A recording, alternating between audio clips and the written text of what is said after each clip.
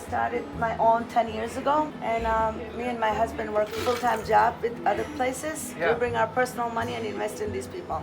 We founded the Chamber of Commerce 10 years ago, and now you've been around for 10 years, 10 years, as well. yes, yes. So we'll work together, and I think a fundraiser is in order. Thank you. You need the support of our community. Yes.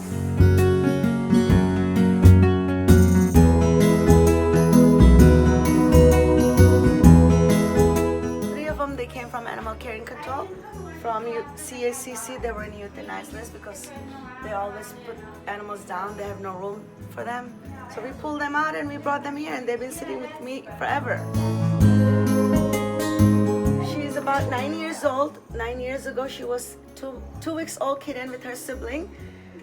Neighbors' family don't like the kitty cats, so they killed her sister, and she saw that, and she became a little scared from the human. She's been with me since then.